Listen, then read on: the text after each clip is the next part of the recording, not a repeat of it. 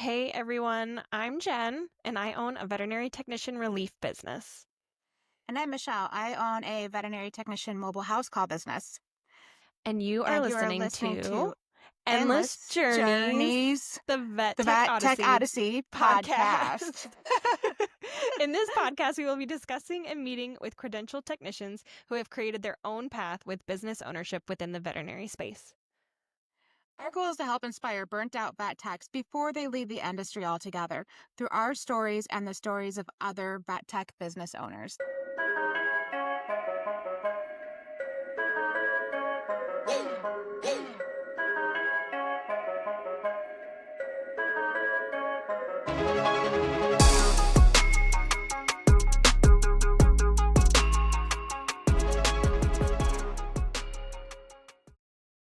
Good morning and a happy Monday for everybody out there. It's Michelle and Jen with Endless Journeys. How's your day going so far, Jen? Good. It's still early morning over here, at least early morning to me. I was just telling Michelle I am not a morning person.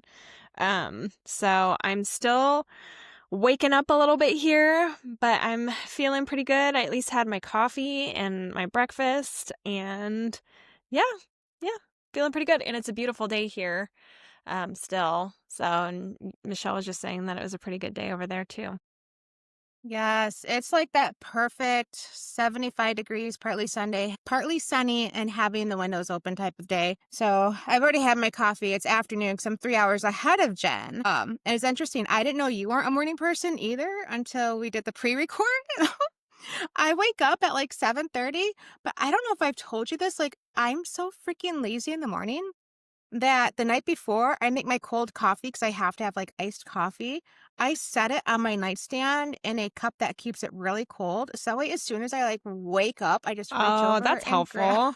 Yep, and I'll sit in bed for like 45 minutes, like sipping on my coffee while I'm on my phone. That's how much I avoid the mornings. And then finally, after like 45 minutes of laying in bed, getting my first cup of coffee, then I like emerge. So I'm not a morning person either. No. Yeah, I've tried for years. I was just telling Michelle too, I was like, I always just feel like such a lazy POS. And I felt like that like so long because I feel like you're lazy unless you're unless you're a morning person. But I'm a night owl too. Like even last night, my husband went to bed.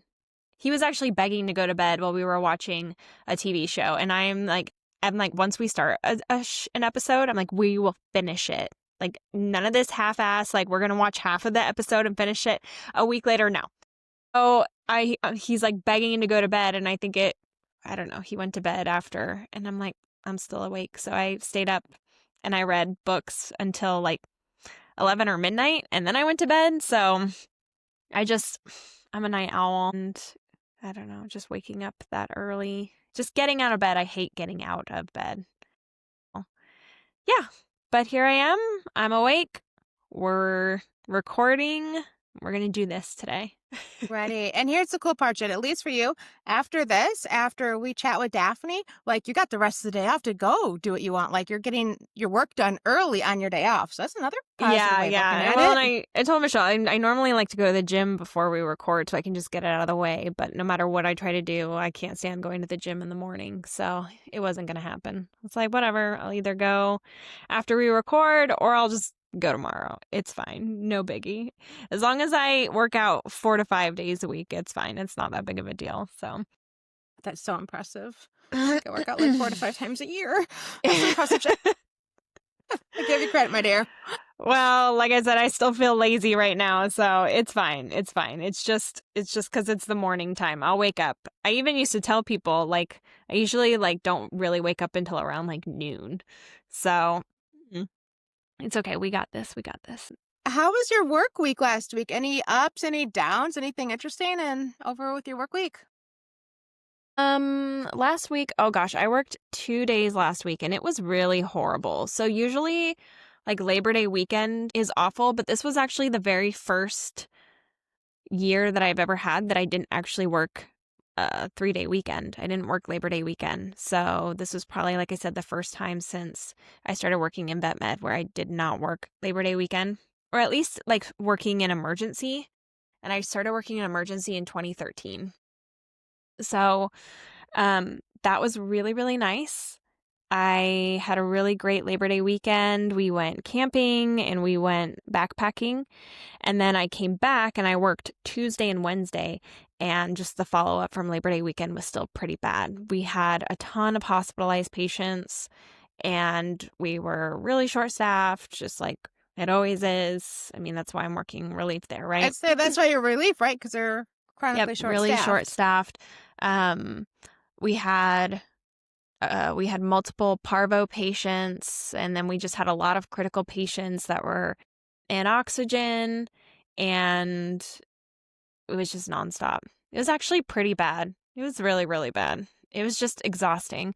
So by the time I was done with even just those 2 days, I was I was glad that I only worked the 2 days. I can't even imagine what the weekend was like. I mean, like I said, I've worked Labor Day weekends before and they were really, really tough and really, really busy.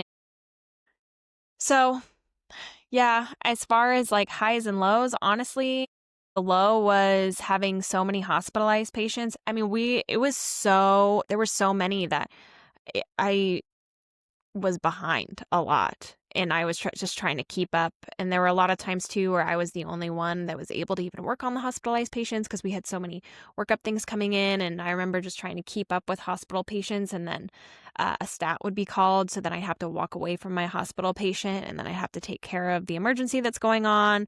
And then I'm just frustrated because I am a big advocator of hospitalized patients do come first unless it's a life or death emergency, because people are paying a lot of money to hospitalize their pets, and Makes people are sense. paying a lot of money to make sure that their pet is being taken care of and that the medications are being given at an appropriate time and that they are being taken out, and they're not like laying in their own feces or their own urine and things like that. And when I am the head technician on hospital and I'm not even able to keep up with my hospital, I do get a little bit frustrated. So, yeah, that's that's how it was for me, and just having to walk away sometimes. And again, like, I mean, there was just stat after stat after stat that was called, and it was, yeah, it wasn't great. And as far as highs, I, yeah, I don't even think I can think of a high. I just, Ken, it was it it was was 2 days. yeah, maybe, yeah. It was only 2 days, right? I know where most of these girls are there. Like I said, most of these girls were there all weekend, or they're working like 4 or 5 day weeks. And I know that I used to be that person, and sometimes I can't believe I even did that. And I don't know how I survived, because even now when I'm only working 2 days a week, I'm like, oh my gosh, I used to do this 4 to 5 days a week. How did I do this? I remember even just having a conversation with my husband last night because we were talking about our friends are talking to us constantly about buying property. And we would love to buy property, but at the same time, right now, with where we're at financially, it's like, we own our own home, we live in a really good spot, and we're at a point in our lives financially where I get to work what I want to work. I only have to work 2 days a week, and we're still, we're thriving. And so it's like that talk all the time where I literally talked to my husband last night and I was like, I'm only working 2 days a week and I'm really happy. I'm a completely different person than I used to be when I used to have to work 4 to 5 days a week in order to just survive, to pay Mhm. the bills. And I don't know necessarily if I want to do that. I really, I really enjoy only having to work a couple days a week. And I don't know what I would do if I had to go back to that. I mean, I could do it. I'm a strong person. I've lived my life enough where I've done things just because I had to, and that's it. It's a different mindset at that point in time. So I know I could do it, but I'm really enjoying the fact that I only have to work a couple days a week. That is So nice.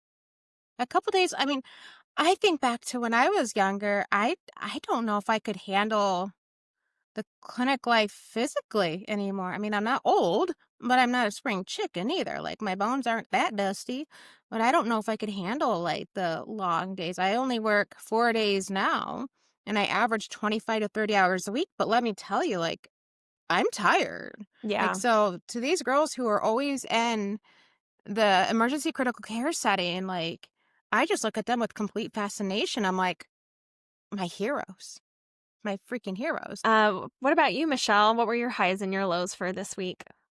Well, I have a really good high. Well, that sounded funny.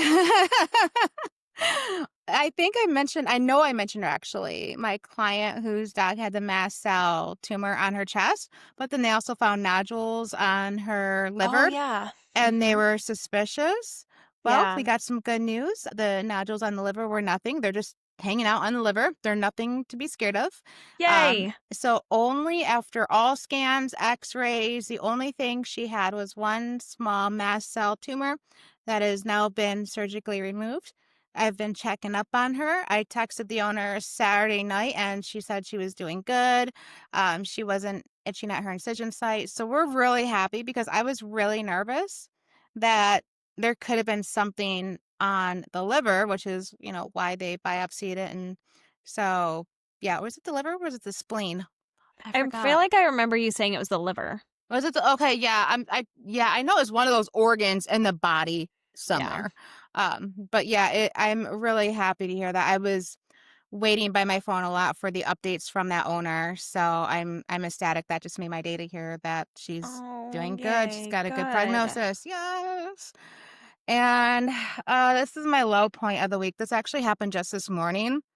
And I'm still figuring it out. And I'm actually hoping I can get any listeners to give me advice on this topic, inbox me, email the show.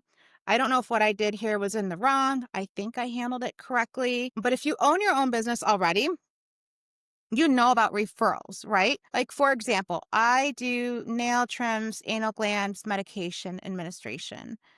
And if a person were to refer a pet to me, like my pet sitter owns a business, right? Let's say they refer a pet to me for nail trims and anal glands. You best bet if that client said, "Hey, Michelle, can you watch Fluffy?" I would say absolutely not in a polite way. No, I'm not going to do that because the person who referred you to me does that.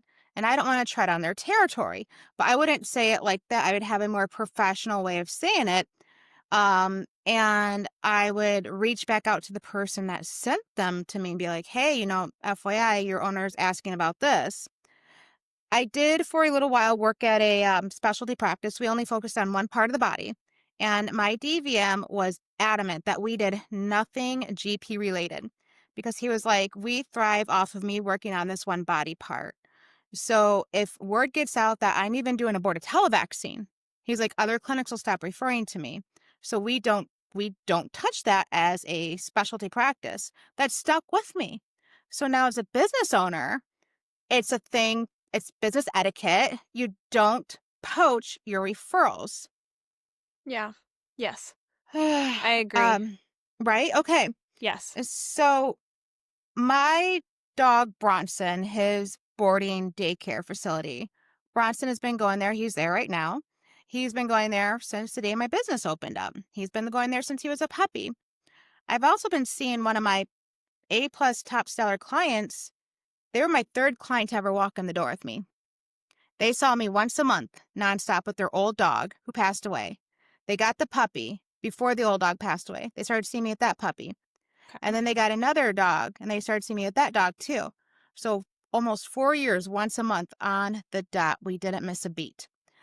I referred my client to my dog's boarding and daycare facility for overnight stays because they didn't want an in-home pet sitter. They wanted boarding. So I recommended my place for boarding because I have somebody who I recommend to come into your home and I have somebody to recommend for boarding. Okay. About 3 months ago, that client for the first time in years canceled on me. And I'm like, "Ooh, that's a little nerve-wracking." And I'm like, "Well, I can put you back on for next month." And she said, "Michelle, I'll just have to reach out to you. Lots going on right now." And then I noticed my boarding facility was now offering $5 nail trims. Yep. And it's now been 3 months since I've seen that client who I sent to that boarding facility. Yeah. And let me tell you what, this is 2 dogs, and she paid me double my rates. And she was a person who I cared about because I haven't seen for a long time, almost 4 years. And the daycare center knows that I know this client. Like I'd walk in, like, oh, look at Fido. He's up on the camera. Oh, there's Fido. Like they knew that I sent this dog to them. They knew it was a referral from me. I've sent a lot of my clients to them. So this morning I must have been in, I was I was probably tired. I'm not a morning person. And the owner was checking Bronson in. I was like, hey, I got a question. Are you guys doing Rover's nails now? And she's like, well, I know we're doing the sibling. And I was like, well, I haven't seen them in 3 months. And that's unlike them. And I sent them to you guys for daycare. And she looked at me. I could tell she was kind of upset a little bit. And she was like, well, I'm sorry, Michelle. That is not good. I'm not too sure. And she's like, but the owner should have called you. I'm like, true. The owner should have called me, but I feel like I should have also gotten a professional courtesy call from you guys asking why and is this okay?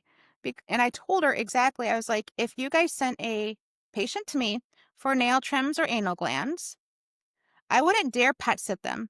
If they asked me, hey, Michelle, can you pet sit Fido?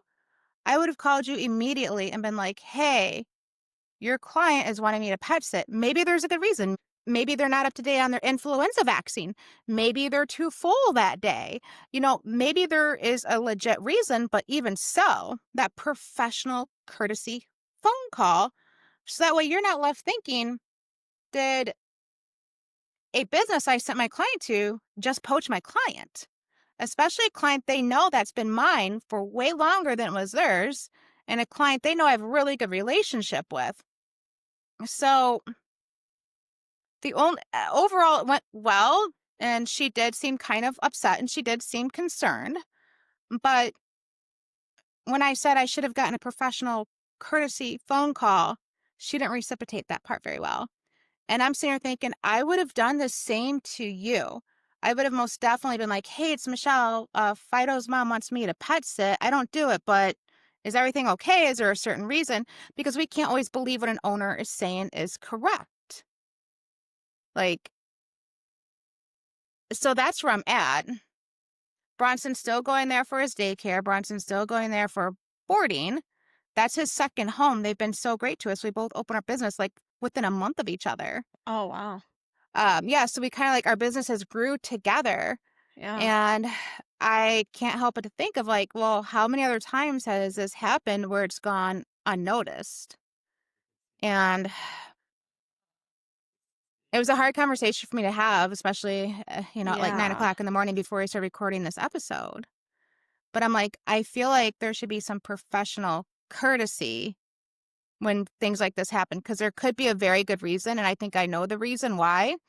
And I don't want to give out too much information, but the male owner is going through some a sickness right now, and it can be very difficult having people into the home. I'm pretty sure that's what it is, and that's okay. It's a good reasoning, but I still should have gotten a professional courtesy phone call from them. Like, what do you think, Jen? Am I out of line? Like, what are your thoughts? I don't know. That's a hard one. And my business is a little bit different than yours. So Yes. I honestly, that's something I would even have to think about before I could even give an answer, unfortunately, because I know in my experience, I've had clinics hire me for relief and use me once. And then I've had them use somebody with less experience and who is cheaper and end up just going with someone that's cheaper than me. Yeah. I mean, at the end of the day, I have thought about it and been like, kind of upset. No, not kind of upset. I have been upset about it and, gone through my head and I'm like, oh, I go through all this education and I have all of these skills. And at the end of the day, are people just going to go with what's cheaper? Um, and in some cases, I think the answer is yes.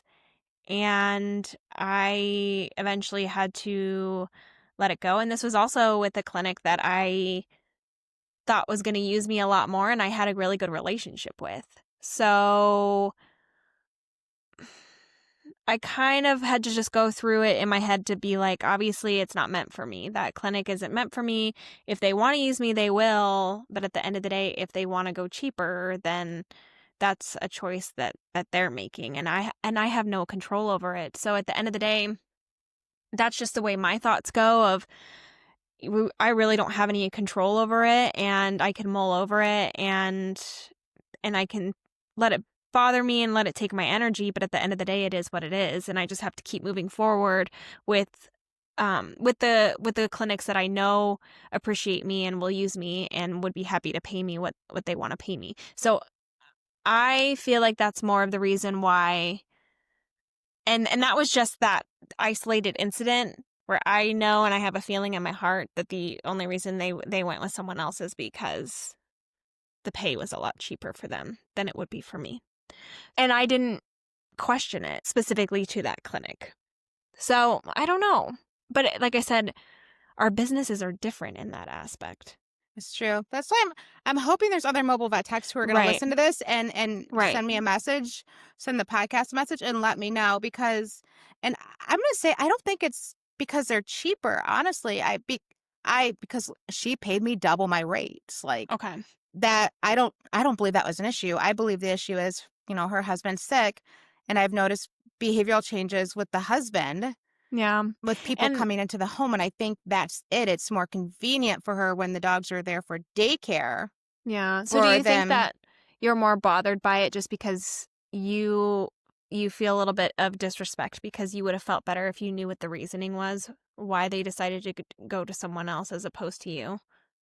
A little bit by the client, yes, because, I mean, this client, like, would bake me food. Like, Mhm. this client, like, for Christmas gave me a beautiful necklace that I still wear. It's, like, a beautiful veterinary necklace, Right. and like, me and her would chat, about like her pets after hours and stuff like that. Like when her other dog passed away, she made me like a memorial book for him. Like it was one of my deeper relationships with clients. So I was kind of disappointed in the fact that I didn't get that, hey Michelle, we're going to start using the boarding facility because it is more difficult.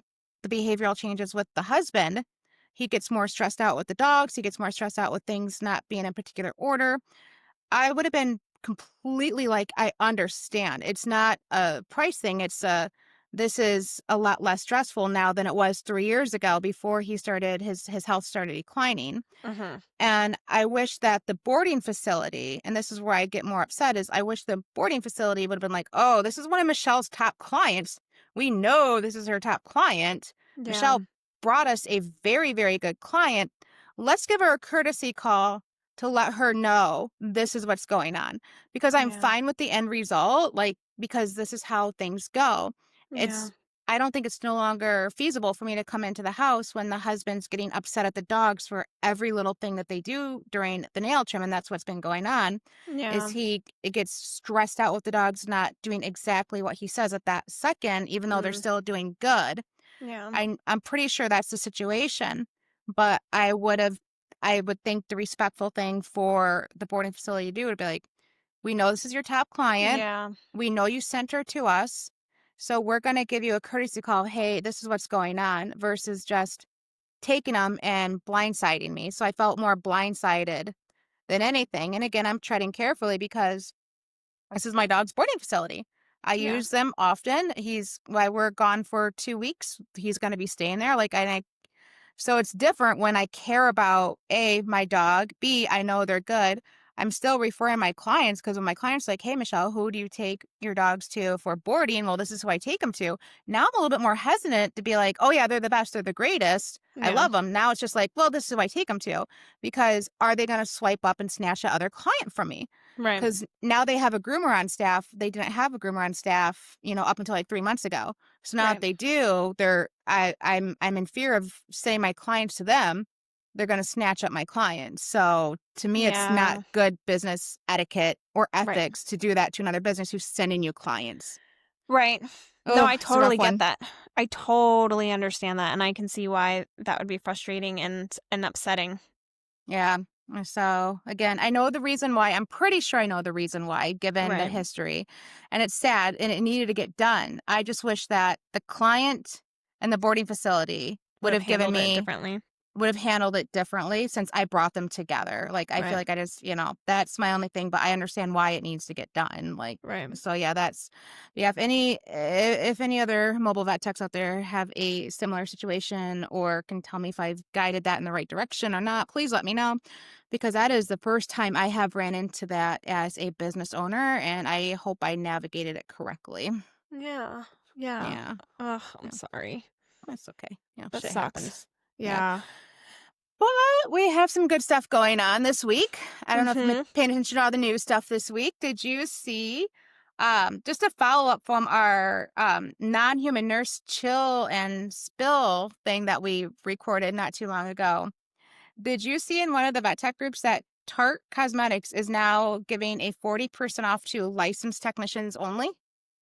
No? Oh, wait. Yes, I did. I saw you post something about it Yes. on your Facebook.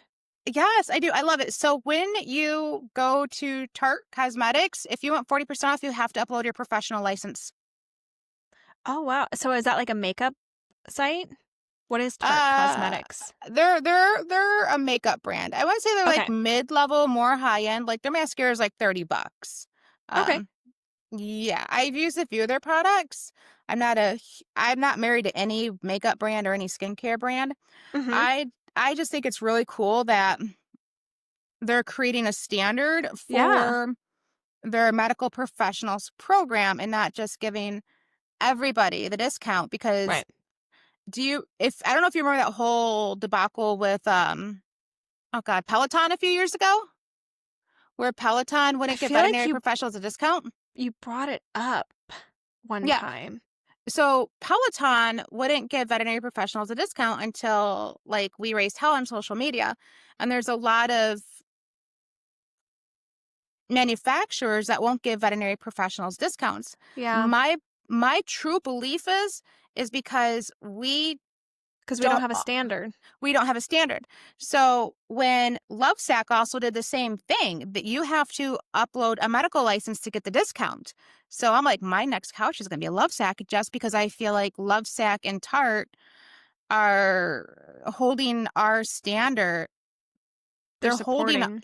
yeah, licensed technicians and holding our industry to a standard. So now Yeah. I'm like, all right, I'm going to splurge for that $30, mascara, which will now probably be like closer to, 20 or something like that by the time I'm done Nice. paying. So yeah. And it's great to hear that these companies are making us upload our license, Yeah. that licensed professionals are getting the discounts because we're the ones buried in student loan debt who have the license. So I Right. thought that was pretty cool. Yeah. That's Yep. awesome. Yeah. Yeah. Yeah. So I thought that was pretty nice. I thought that was cool. And then I think this one played out a few weeks ago, but the state of Illinois just finally earned title protection. So congratulations to our friends out in Illinois. Yes, congratulations. I mean, Yes. then it's not easy. I know that there's a lot of hoops that you have to go through in order to do that, and you have to have a lot of dedicated licensed technicians that are fighting their asses off just to even get that passed. So that's great. You guys are awesome. Yes. Woo-hoo. So congratulations to Illinois vet techs. You guys just got title protection a few weeks ago. Woohoo! Yeah, woohoo! I think that's something maybe I'll have a drink to later on tonight. Right. Just for Illinois. I'll just have a little drinky for Illinois in celebration to them. All right, you guys. We are going to do our question of the week segment. Our question of the week, we actually had somebody message us this past weekend, and they had a couple of different questions. We are going to keep them anonymous just as they asked, but there was a lot of information on this message. So so she asked a specific question for Michelle, and then she asked a specific question for me. So I'm going to read out basically Michelle's question. We're going to answer this briefly, just because we also think that it would be important for other people, and I'm sure other people are curious to know the answers to this. So it says, my questions for both of you. Do you think it's best to have general liability to cover the LLC as a whole? Or is professional liability more important when it comes to dealing with animals due to risk or injury. My biggest holdback is the lack of insurance, as I don't know what direction I should approach insurance since I am preparing to continue as a mobile service business with multiple services / options. What do you think, Michelle? Okay. All right. So with the liability and then LLC, from my understanding, at this point, there is no professional liability insurance that'll cover licensed, credentialed, registered veterinary technicians. Um, what I know some people are doing is pulling general liability insurance coverage to cover your business. Actually, the gal we have on today had discussed hers. I can put a couple of links in the show notes to some insurance companies that I have heard from other vet techs that will offer you a general liability insurance coverage. Some of them are State Farm. I think there's It's a Hartford pretty Group. common one. Yep, State Farm. Those ones will offer like a business liability. Professional liability, I have my fingers crossed that one day that'll soon come into our realm, but there is nothing created for vet techs yet.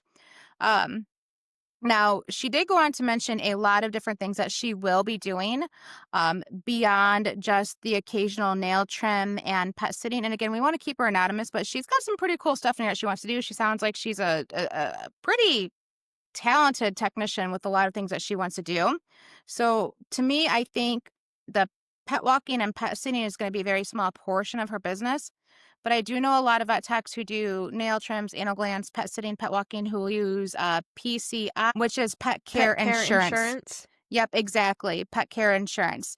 They cover pet sitting, dog walking, grooming. They cover that, but they don't cover medication administration and anything else. So with the items that she has listed here, some of them are laser, massage, and body work. I don't think they're going to cover. So if you're going to be getting that LLC, I would look at general liability insurance that will cover your business. She had a question for me. It says, for Jen, I signed up for RU for relief work because I could work as much or little as I wanted, but they don't have many hospital options in my area. Did you just promote yourself to the nearby hospitals? What type of insurance do you have for relief work? Do you also have workman's comp if you get bit on the job? Since I don't have workers' comp, my hospital decided to keep me on as a W-2 employee even though I'm only returning part-time and per diem. I also heard on the podcast that you have a contract for working relief. Do you mind sharing that information? So that's a lot of questions. So just to address the first question, did you just promote yourself to the nearby hospitals? Yes. So with one of the clinics that I work at and I do regular work for, I am actually a W-2 employee still with that clinic. All the other clinics that I do relief for, I am an independent contractor. So that was a conversation that I had with my accountant. I did ask if it would be better if I just used that clinic as an independent contractor. And he said that if that was a clinic that I was going to be doing relief for on a regular basis, it wouldn't be a bad idea for me to stay on as a W-2 employee because I also get PTO there in sick time. So he said for now, I could do that. With the other clinics, LinkedIn was a big one. I got my name out there on LinkedIn and I just started connecting with a lot of people. I also ended up posting on a bunch of vet tech working and veterinary relief working Facebook groups where I basically gave out my information, said this is what my area is in, and I had a lot of recruiters contact me, and that's how I was able to get some of my jobs. And Hound was another platform that it's a free platform that I advertise myself on, and I have found a couple of my jobs on that platform as well. And I haven't looked into RU quite yet, but I think RU is a good resource. And I've heard some people say that if you can look into RU and you can look up hospitals, but before you actually sign up for those hospitals, contact the clinic privately first and see if you can contract with them that way so that you don't even have to use RU as the middleman, because RU will take a percentage from you. I believe like 30% of your wage. So I've been told it doesn't always work. Sometimes they just prefer to go through Rue either way, but you never know. So if you just hit up that clinic and say, hey, I saw your advertisement on Rue. I am an independent contractor. I have my own LLC. I have my own contract. Would you prefer to just basically hire me through my business? And sometimes it's a hit or miss. Sometimes they'll say yes. Sometimes they'll say no. I prefer to just go through Rue. And I mean, you really can't control that. So that was a couple of things that I did. You can promote yourself to other clinics. I've also thought about just writing up, a resume and basically an introduction and then going out to clinics and introducing myself. I haven't had to do that. But if I had to do it, and I didn't already have the foundation that I have, that's probably something that I would have done. And I mean, if it ever gets to the point where the clinics that are regularly using me stop or they don't need me anymore, then that's a direction that I would probably go in to just advertise myself a little bit more as well. And what type of insurance do you have for relief work? So I have my regular health insurance, and then I also have disability insurance. And then as far as professional insurance, I do use State Farm because it is one of the only ones that I could find, and it's basically just regular business insurance.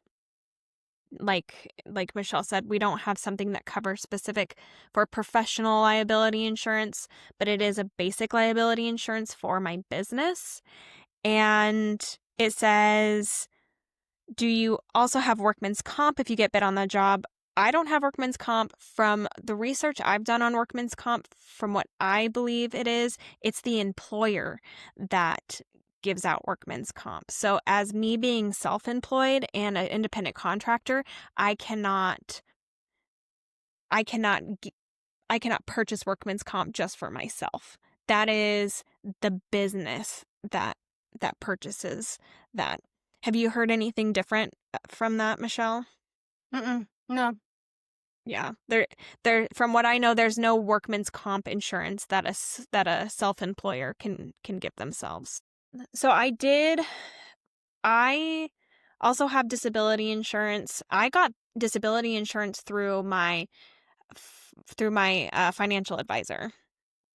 So my disability insurance basically covers that if for some reason I have to be out of work for up to 3 months or longer, then I will be paid basically what I'm getting paid now. But I also have to be out of work for 3 months before they pay me that. Oh. So something that I also do just to be aware of that is I have my savings account just for that, so that if I do have to be out of work for a certain amount of time, I know that I will be okay and I'll have that money already saved up in my account so that when I do get reimbursed for that, it won't be a problem. But going back to the workers' comp, from what I know, and if anybody knows any differently, they can make a comment of it. But like I said, from what I know about workman's comp, it's the actual employer that is able to get that and have that insurance for their employees. It's not something that we can get. So I have my regular health insurance, and then I have my disability insurance, and then I have just the general liability insurance. Yep. And I think that was basically the big question. I do also just want to say we also love when we hear from you guys just in general and when you reach out to us to just even ask us these questions. But I did want to just say that she had also mentioned, when I listen to your podcast, your words resonate with my feelings and journey as a vet tech. And we know there are thousands of vet techs that feel the same way. And she just also said that, our paths crossed at a time when she needed it the most. And I loved hearing that. That really meant a lot. That I got teary-eyed. I was sitting on the couch and I got a little teary-eyed when I read that. Yeah. So we really appreciated the words, and we always appreciate you guys reaching out to us. And as far as the contract, because I know that there was another question too, talking about my contract, I think that me and Michelle have kind of talked about making that an episode in general. So I think that we will be coming up with that sometime soon, just to talk about what's important for your contracts when you are working into going into relief, and then, maybe for mobile vet nursing as well. I'm not sure if that's something that you want to dive into for you, Michelle, but we will be making a Absolutely. separate episode about that. Yes, that is on our list to do. I would say sooner than later. I know we got a couple that are scheduled, but I feel like that should be our next, like maybe solo one here in the next couple of months, Yeah. easily just to get it out there. Yeah, I think that's important. Good idea. So thank you to that person who actually got us thinking to do that sooner than later. Right. Yep. Yep. Yes. And we hope that we answered your questions. So, yeah, Right. thanks. And without further ado, we got our guest today. Yeah, yep. Yep, we've got our guest. We are talking to Daphne Grace. She is an RVT, and we are going to get her on here, and we're going to start that interview conversation with her. All right, you guys. So today we are here and we're chatting with Daphne Grace. So she is an RVT. She's been in the industry since 2007. She started as a kennel attendant, and then she went on to earn her RVT in 2011. And she is also IAABC-CBA certified.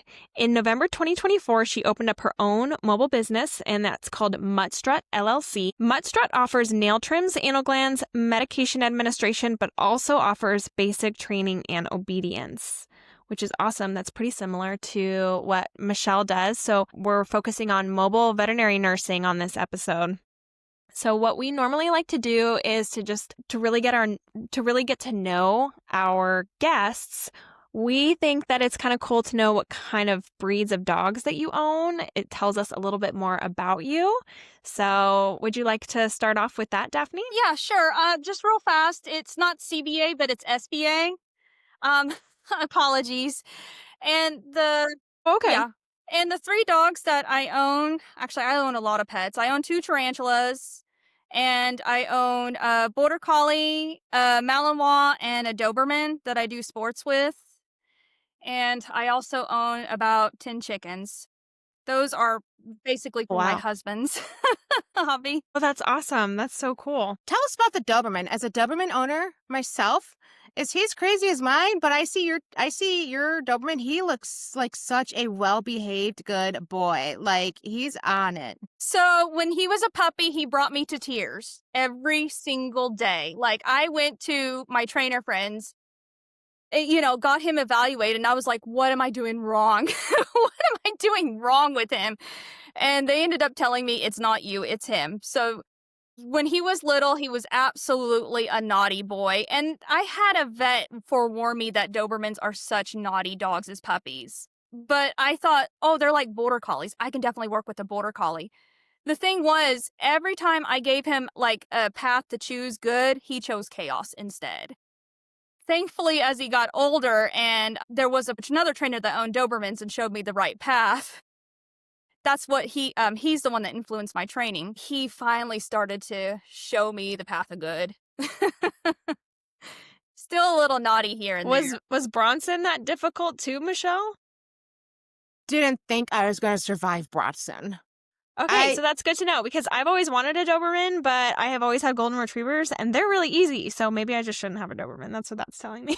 My dog's insane. Why do you think I take him to daycare every time we record an episode, man? Yeah. That dog has got a screw loose. Like, I love him, but he's crazy. That's why he's my security dog. He's got a screw loose.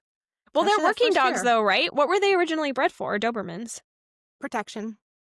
Just protection? They were the only Yep. breed that was bred for personal protection. The only breed. Mm-hmm. Huh. Yep. But yours guys have a lot of energy, right? That's kind of what you meant by, like, chaotic? Daphne, you might be able to explain this one better. They're Say energy per se, like, oh goodness, how would I describe it? Like, you would give,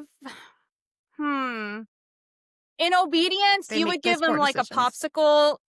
In school, you would give him like a popsicle to try to keep him relaxed and calm. And instead of doing that, Yeah. he would literally flail and scream in obedience class just because he wanted to have his turn right off the bat, right here and right now. And then I remembered this story that this one vet said, talking about that he had a Doberman that was doing physical therapy in the water treadmill. And he thought he finally got it under control when she was walking on the water treadmill. But what she chose to do instead was to curl her legs up and then dunk her head underwater. So so they both had to end up going in there, diving up and pulling her head out because she just ended up choosing to not do it and would find a way to get out of it. They're just Oh my gosh. smart. They just have a mind of their own, it sounds like. Yeah. They're nuts. They're nuts. Yeah. They're beautiful nuts. dogs, though. I love them so They much. are. Bronson's love so them. handsome. Daphne's dog. I love their little long handsome. noses. I just love, like, I love, like, greyhounds because of the long nose. I love the dobies Me because of the long too. nose. Just something about it. I love the long nose too. I'm not a fan of brachiocephalics. Oh God, so many people are gonna hate me for this, but it's I'm like the not either, constant though. that, and I'm like, stop. So I won't have anything that's brachiocephalic because I'm like, I need quiet time. So I do like the longer snout nose dogs. And so, yeah. So obviously, definitely you're doing some right with your Doberman. I'm still Yeah. figuring out Bronson. That he's just freaking nuts, man. What do I don't say? know. I had to So, join yeah. IGP, and I thought it was going to involve a lot of corrections, but no, it's a bunch of redneck people going, "Oh, you're doing great job, keep going." Oh, that's awesome, though.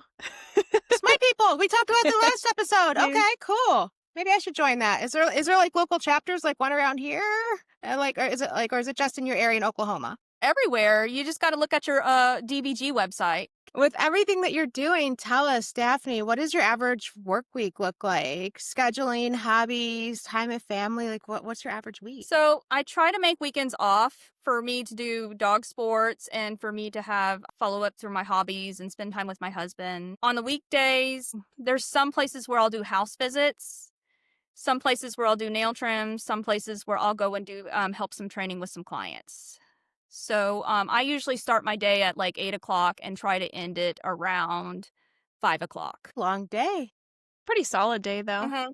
Yeah, me and Jen were just talking about how we're not morning people. I cannot imagine. My first appointment, I always tell them 9 a.m. to 11 a.m. So by you saying you're out there at 8, like, hats off to you, man. Hats off. Yeah. Like, that's good. I do have That's a lot of impressive. breaks between, though. There's like a lot of breaks that I come home and then Well, that's I'm a nice. napper. I have to go take my nap for about an hour or two before I go back out. Hey, that sounds awesome. That's great. Yeah.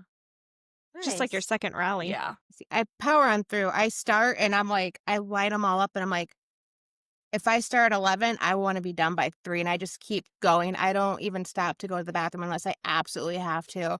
I'm like, the sooner I get them done, the sooner I'm going home. Yeah. So I like the fact that you schedule a nap time because sometimes I could probably need one. Now, do you do Monday through Friday? Yeah. Or how many days a week do you do? I- Yeah, Monday through Friday. Yeah, I do Monday through Friday. I noticed that Tuesdays tend to be my light days, so I tend to take that as kind of a lazy day to sit there and hang with my dogs, train a little bit here and there. There is one puppy that I've been dealing with. He's owned by 2 vets, so I've been using that day to kind of train him on some of this basic manners and stuff just to see how far I can go with him. Nice. And then on the weekends, are you like pretty strict about that where you're like absolutely no work on the weekends, or do you find yourself dabbling sometimes still even on the weekends? It really has to be a really good client. But I try to, how do I say it? And sometimes I'll volunteer for the shelter, but I try to be pretty strict about that. Yeah. I think it's hard for us to back off sometimes when we get in that mode. So can you tell us a little bit more about your IAABC SBA certification and what that entails? Yeah, so how I got it was I kind of have a little bit of I will admit, I have a little bit of a pride issue. And one of the things I like to do is if I'm educated, I need to prove that I'm educated on things. And so, I was kind of having a little bit of a struggle at my last job. Actually, I was seeing a lot of the staff at my last job struggling with body language and reading body language and how to work with dogs. And it was making me cringe a lot. But I felt like I wasn't being heard. So I was talking to my mentor who's helping me become a trainer. And I was asking her, do you think I'm ready to take the test? And she's like, you've been studying, you know the materials, let's do it. But it's a test that has 47 questions, and these questions are not multiple choice. They are paragraphs that you have to write. Science in Oh, details. essay. Uh-huh. Yeah. And so once I passed the test, it's something that you hold yourself pretty proud on. But it basically Yeah. says that you know how to read the body language. You know how to kind of make a good environment for the dogs at the shelter. You know how to educate the staff, and the fosters and the volunteers how to work with these animals and train them up to get to the point that they're comfortable in a shelter environment. So that way the chances of adoptability can be high. That's good. That's amazing. So you're doing like work that has meaning behind it too. You're helping these pets have a more higher chance at getting adopted and fitting into their household, it seems like. Yeah, and I made myself clear that when my business would be 100%, that I would go back to my last job, which was at the shelter, and offer my services for some fosters. So that way they can make it much more comfortable for them, but then also a better future for these dogs when they reach to a new home. And I have been doing that. Yeah, I can see how that makes such a difference too, because it's like how many of these dogs get adopted and then within the first week they just get brought back because the owners themselves aren't educated enough on how to introduce a new dog into their home, especially one that has been at a shelter and has had multiple owners, and then let alone for the dog too, just to know and to get the dog more acclimated and to the right family. Yeah. I mean, breeders do that with puppies. I mean, I know that I've done that with all of my golden retrievers. The breeder that I go to specifically, she gets to know me and my family and what we do, and then she's like, okay, I got the right puppy for you. And then she grades her puppies on how well they listen and things like that. And I think that should totally be the same but that should be the same in shelters too. Like, it's only fair to these dogs and it's only fair to the families as well. It's not always going to be a good fit. Exactly. I mean, all my dogs, I didn't pick.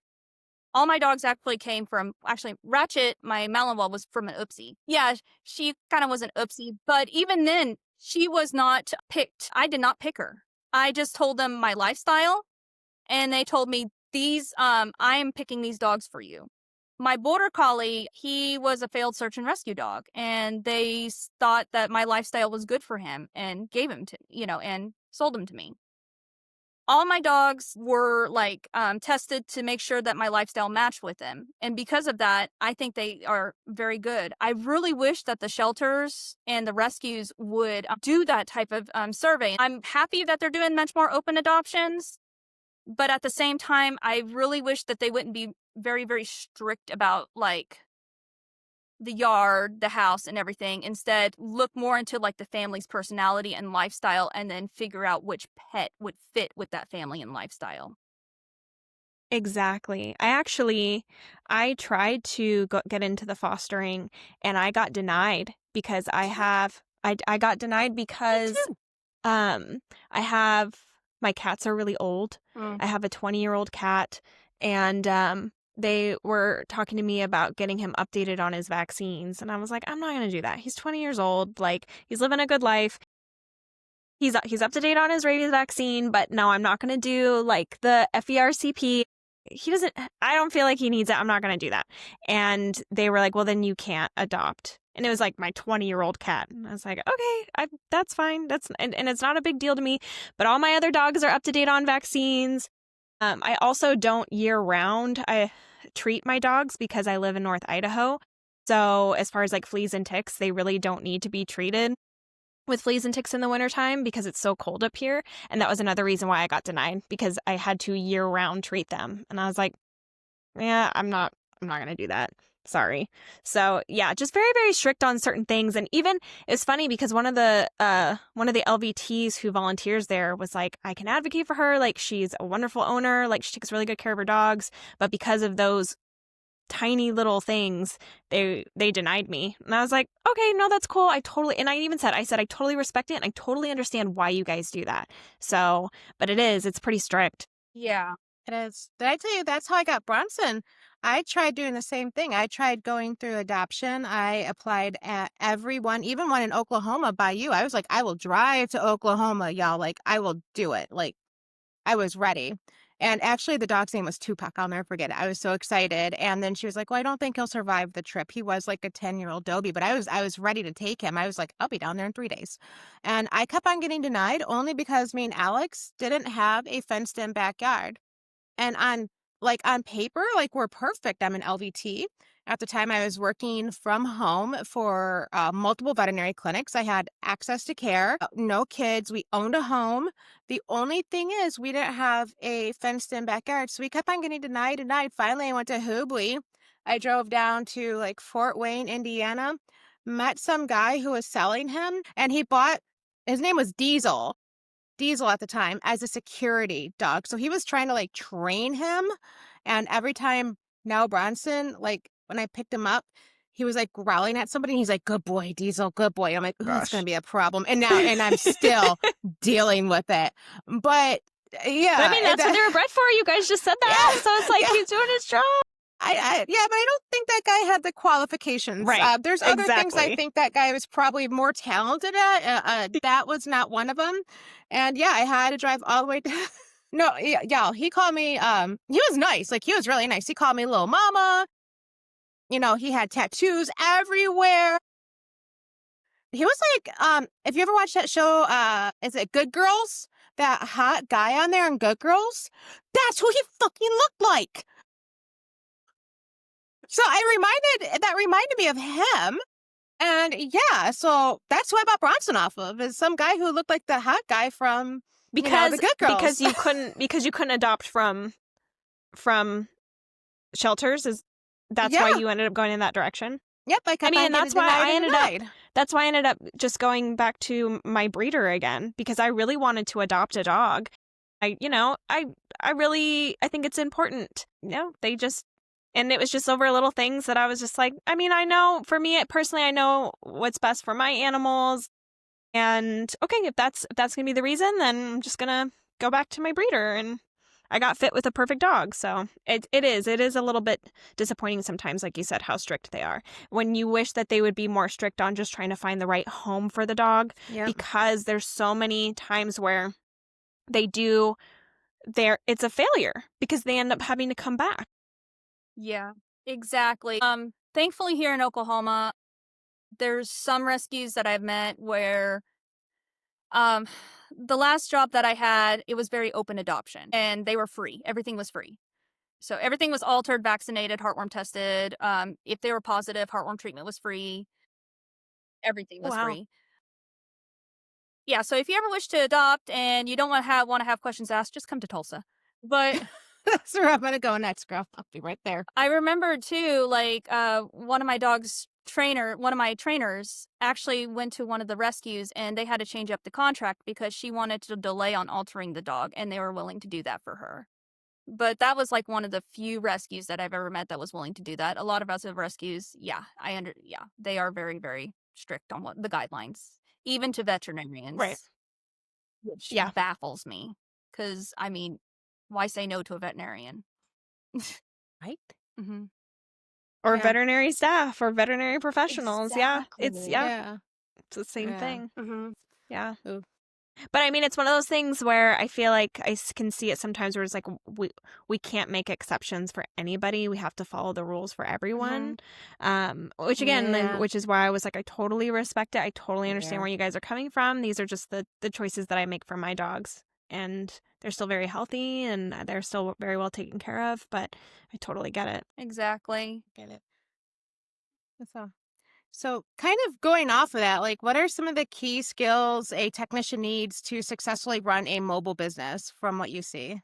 From what I'm seeing, a lot is listening to the clients, just listening. And it's kind of humorous because it's a lot of haggling from what I saw with my clients. There may be a tactic that I would like to try to do, and my clients are like, well, I don't think I can do that because of mobility or some other issue. And I'm like, okay, well, how about we do this? And so we try to find a middle ground there. Hence the reason why my name Mutt Strut there's the M part of it means mutual. So we're trying to find a middle ground, the mutual relationship. Yeah. So the acronym on MUDSTREP is Mutual Understanding Trust Training, Stress Tension Relief under Tactile Technique. Listening and haggling will also help me pick up some of the key words that the clients are saying.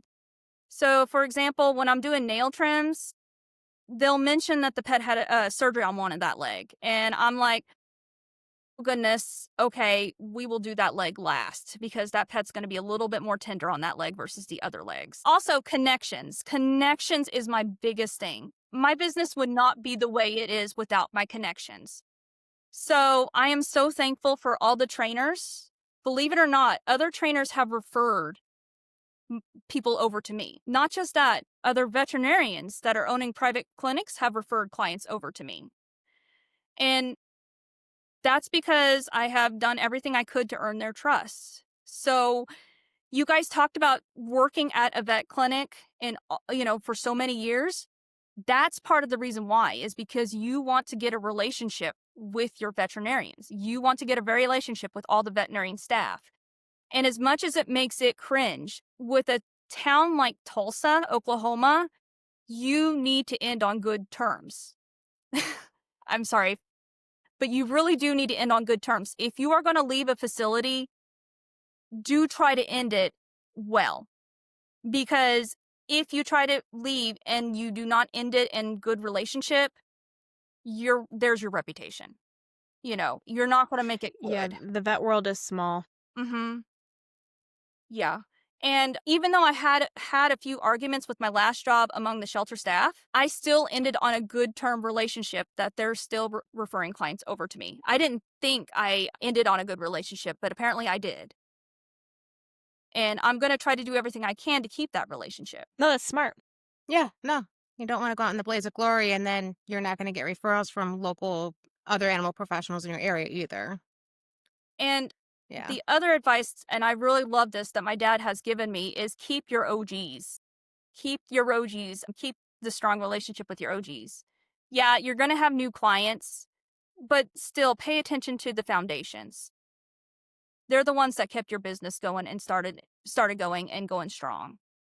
Because he said that when he had his own business, that's what caused his business to fail, was when he started losing relationships with his original clients and started focusing more on the new ones. That makes sense. Yeah, that makes sense. How long has MUDSTREP been open up now for? So 3 years? No, it's only been open since November 2024. Okay. So a lot of your OG clients from the beginning, do you still have a lot of them? Yeah, I still do, believe it or not. I still call them my OG, even though I've had them since November. But yeah, I still have like my nail trim client. There was another one that's a home visit. But yeah, I still have a lot of my OGs, and I still try to keep in good relationships with them. And yeah, and I'm really bad at keeping up with my appointments on rescheduling. So they kind of text me back saying, "Hey, you forgot." I'm like, "Oh, whoops. Okay, let me bring out my phone." That's one thing I actually do really good on, is if we have to reschedule, they're like, "Oh, you can text me back." I'm like, "No, I will forget we're doing it now, because if not, I will forget, and then I'll think about it at midnight." So I always try to do it like right then and there. I don't know if that helps, but if we got to reschedule, I'm like, "Nope, we're doing it now, because if not, I'll forget." Yeah, I need to do that better. We just get stuck in our conversation. I make sure our appointments are long, but we just get stuck in our conversation. Especially those OG ones, like you probably talk for a while. I know I do. Like my old school clients have been around. Like I schedule off extra time just to chit chat with them after like the trim, for sure. Yeah. Do you do that? Exactly. Yeah. And then not just that, but they're also like connected to a lot of the same world that I'm in, like, so the dog trainer world. And they know a lot of people that I do, and they kind of help me catch up on the news. Nice. I think that's so awesome that you guys have that. And I kind of want to take that back too, of originally how the veterinary world used to be a really long time ago. Even because I first started in this field in 2009, and just what kept a lot of people coming back into veterinary clinics was that relationship that they had with their veterinarian. And then these clients also always asked for a certain veterinarian every single time they came in, and it was because of the relationship that they created with that veterinarian, and they trusted that veterinarian. And it's not like that anymore in in some of, like, especially the corporate veterinary clinics, I feel like that relationship isn't there as much because there are 15-minute appointments. You got to get in, got to get out, and got to get to the next one. And it's more about quantity than quality. And I think that that's why with the mobile vet nursing that you guys are doing, it's bringing that relationship back. And that's what our clients want, right? More than anything, they want that connection. They want that relationship. They want to know that whoever's taking care of their pet loves their pet as much as they do. And that's what's going to keep your clients coming to you, is that connection, the fact that you care, that relationship that you create. And they're always going to come back to you because of that. And they're going to trust you. And that's how we will get clients or non-veterinary medicine people to trust us again and to listen to us. And I feel like that's a big reason why they don't anymore, because they don't have that connection and they don't have their relationship with their veterinarians. Why should they listen to us? And that's more of what it is. You know, we say that we have these certifications behind our names, we have this education behind our names, that they should listen to us. But that's not why they originally started listening to us in the first place. So I really think it's great that with the mobile vet nursing that you guys are creating, that maybe it'll start to click in veterinarians' heads too, and maybe in clinics, and like, oh, okay, so it's the connection, it's the relationship that's more important. So I just kind of wanted to say that because that's just what that brought up in my head when you guys were talking about that. No, you're right. Daphne, do you think she's right? Do you think she's spot on? Yeah, she's spot on. In fact, I learned how to yeah. In fact, I learned from the one of the veterinarians that I worked in 2011. One of the mistakes that I used to make was we always get learning the animals. We're always in the career for the animals. Yes. I made the mistake of being so disrespectful about the humans and being like pretending that I knew better than the humans and not listening to them and not understanding them and not supporting them when they needed support. A lot of these clients are ignorant. They don't know better. And it's our job to educate them and to listen to them, because a lot of them are here because they're stressed and they're embarrassed, about the situation that they're going through. So we need to listen to them and we need to be patient with them and we need to work with them. And learning from that one veterinarian when I moved here to Oklahoma in 2011 was an eye-opening experience. And it really has taught me that. It really has taught me how to work with clients. And I'm so thankful for that veterinarian that has really taught me, she was the biggest wake-up call that I've ever gotten, because without her, I don't think I would be here. Yeah, I get it. And it takes a lot. I feel like every time I talk to you, you talked about your connections. You're very well connected. So I think with you, that definitely helps your business thrive. And with one of the things that Jen said, I've mentioned it several times on my TikToks. We hear of the human animal bond, but I've been saying for like almost a year now, like mobile vet techs, we're strengthening the veterinary client bond, because our relationship is so much more pure with the clients, which is what I always try to tell everybody. Like, me and Daphne, we're not working for any one DVM. We're not getting any kickbacks. So I will tell a client, yes, you need lepto for this reason, or you need heartworm prevention for this reason. And this is why I do it in my dog. And they listen to me because they know I'm not going to receive a dime for it. And there's that stigma that veterinarians have of they're in it for the money. They're getting kickbacks. Pfizer bought them a yacht. No, I wish. But then I'm coming along. I'm like, believe me, nobody bought me a yacht. I tell my clients, my wording is, I don't care if you spend $1 million at your vet clinic. I might get a thank you card out of it at that price point. Like, that's probably the most, but I don't get anything. So they trust me a lot.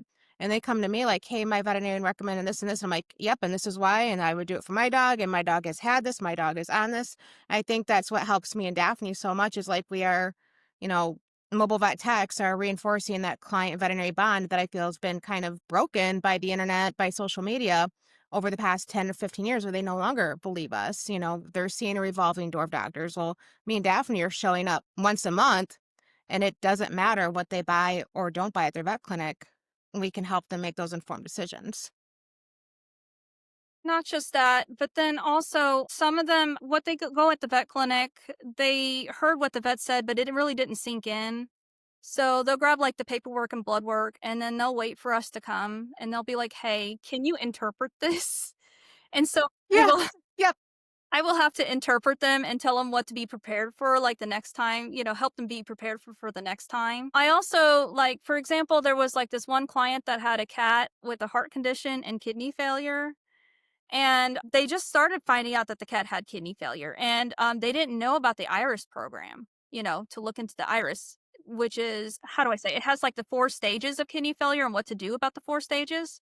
So, when I tell them to go on that website and to look on that, and there might be medications that they can talk to their vet about, that gave them a resource to contact the veterinarian and to see if they can do something a little bit more to help their pet.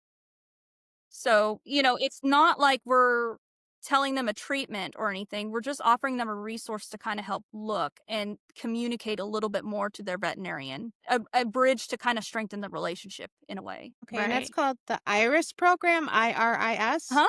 Yeah. Okay, great, perfect. I will. We'll put that in the show notes. That's useful. I never heard about that till now. Thank you. Okay. Yeah.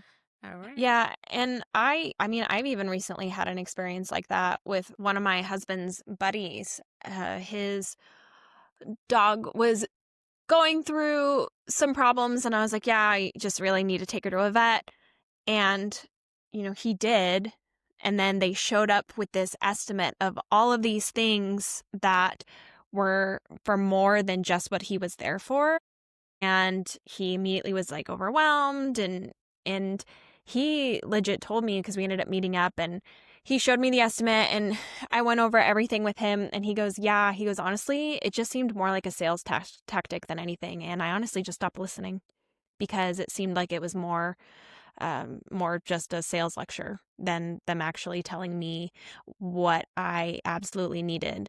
Why. They didn't really tell me why. And then when I asked questions, they would just say, well, this is what the veterinarian recommends." And me and Michelle have had that conversation so many times. And especially we've made that very clear on this podcast too. That is not the right answer. And it's really sad. And I hope that people who are listening and who are still working in clinics can try to make sure to make more time and to understand that at the end of the day, the clients don't want to listen to a sales tactic. They want to know why you're recommending it. And they want to know at the end of the day, why are we doing these things? And with a 15-minute appointment, you do not have the time. That you're recommending heartworm, you're recommending flea and tick product, you're recommending all these vaccines, and you're recommending this certain food. And then at the end of the day, all they have are just everything that you recommended, and and they're looking at the price, but they're not understanding why they need these things. And it's impossible to make the time in a 15-minute appointment. So, and then they're having to come to us and ask us where they can really understand it, and then they'll be like, oh, okay. And I think that's where some of the major problem is coming from. Exactly. And that's the reason why I went to RVT school, is because I wanted to know why I was doing all these things. We were just doing these Exactly. things, but I really wanted to know why. And when I remember they asked us to stand up in class and say why, why we're here. And that was my answer, was I wanted to know why I'm doing what I'm doing. And I think that's really helpful. I think sometimes, here in Oklahoma, especially here in Oklahoma, the assistants sometimes are the ones that walk in with the estimates. So they don't know, they were, okay, I really do like the assistants, and there's a lot of really good assistants out there, but they weren't educated. They were backyard trained by the Yeah. vets. And Yeah. so, they weren't like quality trained. And so they don't know why they're showing these things and explaining about what the blood work entails and explaining about what they're going to do in surgery and every little nitty gritty details, versus like the RVTs where we were taught in school about these nitty gritty details. Yeah. Yeah. And a lot of times too, when I used to go over estimates, I used to say, this isn't the end all be all. Just because this is all in the estimate doesn't necessarily mean that you have to, choose every single one of these. This is just what we're recommending, and this is why we're recommending it. And because sometimes people look at the estimate and then they just say flat out no to everything because they feel like they have to say yes to everything. And so that's another thing that I would always have to make very clear. These are things that we're recommending, and this is gold standard, but not everyone can afford gold standard, unfortunately. And sometimes you have to pick and choose what you can afford. And this is, highest to lowest of what we're recommending. So, things like that, instead of just shoving something in their face and saying, well, this is what the veterinarian recommends. And then, like I said, when my buddy's like, yeah, I just stopped listening because it just seemed more like a sales tactic. And it got to the point where I didn't want to do anything of what they recommended because it just kind of made me angry more than anything. So yeah, I mean, those are all skills that we need to learn in everything, not just in our own businesses, but especially in our own businesses. That's why our businesses are successful, right? Because we are good at communicating, we're good at explaining things, and that's why your clients like you. So I think that those skills that you were talking about, Daphne, I think those are amazing skills, and I hope that people really will take that into consideration, not only if they are wanting to start their own business, but again, just even in a clinic setting. Yeah, and you mentioned too, like, goodness, I had one client too that they weren't having a good relationship with their vet because they were having a disagreement on what they believed and when to spay the dog. One vet wanted to delay the spaying. She wanted to hurry up and get it done. So I was like, well, you guys aren't having a mutual agreement on it. It's time, you might need to go look for another vet that you may have the same belief. I told him, hey, this is around your area. Here's a list of vets. I am no relationship with any of these vets here. No relationship. But I believe that these vets are the ones that will work with you the best because they follow your style and your tastes and your tactics. This would be the best. And thankfully, she followed and found a vet that she liked because it was going to get close to the edge where she was not going to pick a vet at all. So I'm glad that she found a vet that she agreed with versus no vet. Right. Yep, right. Exactly. Yep. Yeah, because a lot of veterinarians have different opinions out there, and a lot of technicians have different opinions out there. I mean, I know technicians have different opinions than me, just from me saying, like, I don't treat my dogs for fleas and ticks all year round. Some people do. I have my reasons for why I don't do it, and I mean, so we all have different opinions on things, and we all have our reasons for it. And so, yeah, you're absolutely right. Just find that veterinarian that is more on that mutual agreement with you, because there are studies out there on spaying later. And some veterinarians are all about it, and some veterinarians still aren't. So, I mean, everyone has their specific reasons for it. Hey everyone, it's Jen from Endless Journeys, the Vet Tech Odyssey podcast. We wanted to let you know that our first episode turned out to be a bit longer than we expected. After receiving some valuable feedback, we decided it would be best to break it into 2 parts to make it more digestible and enjoyable for you guys. We're excited to share that both part 1 and part 2 are available today, so you can dive right into the full conversation at your own pace. We really appreciate your support, and we hope you enjoy both parts of this episode.